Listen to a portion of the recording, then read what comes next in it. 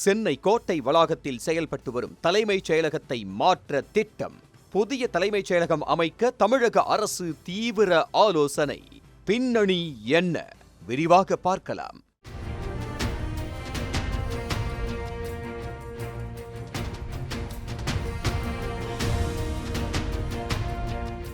17ஆம் நூற்றாண்டில் கட்டப்பட்ட சென்னை புனித ஜார்ஜ் கோட்டை வளாகத்தில் தற்போது செயல்பட்டு வரும் தமிழக தலைமைச் செயலகத்தை நகரின் மைய பகுதியை தாண்டி புதிய நிர்வாக வளாகத்திற்கு மாற்ற தமிழக அரசு ஆலோசித்து வருவதாக தகவல்கள் வெளியாகியுள்ளன.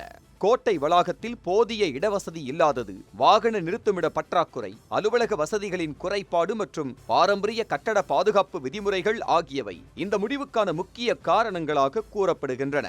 இதற்கிடையே முதலமைச்சர் சி. ஜோசப் விஜய் கோட்டை வளாகத்திலேயே உள்ள நாமக்கல் கவிஞர் மாளிகையின் 10வது மாடியில் புதுப்பிக்கப்பட்ட அலுவலகத்திற்கு தற்காலிகமாக மாறும் திட்டமும் ஆய்வில் இருப்பதாக தகவல் வெளியாகியுள்ளது. புதிய தலைமைச் செயலகம் அமைப்பதற்காக ஃபோர்ஷோர் எஸ்டேட் மற்றும் கிண்டி நெடுஞ்சாலை ஆராய்ச்சி நிலைய வளாகம் உள்ளிட்ட இடங்கள் ஆலோசிக்கப்பட்டதாக கூறப்பட்டாலும் அவற்றில் இறுதி முடிவு எடுக்கப்படவில்லை என தகவல்கள் தெரிவிக்கின்றன.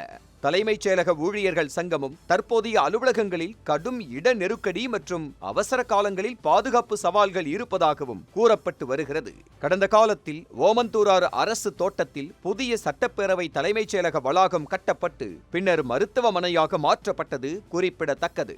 இதுவரை புதிய தலைமைச் செயலகம் அமைப்பது குறித்து தமிழக அரசு அதிகாரப்பூர்வ அறிவிப்பு எதையும் வெளியிடவில்லை. எனினும் நிர்வாக வசதிகளை மேம்படுத்தும் நோக்கில் புதிய வளாகம் அமைப்பது தொடர்பான ஆலோசனைகள் தொடர்ந்து நடைபெற்று வருவதாக தகவல்கள் தெரிவிக்கின்றன.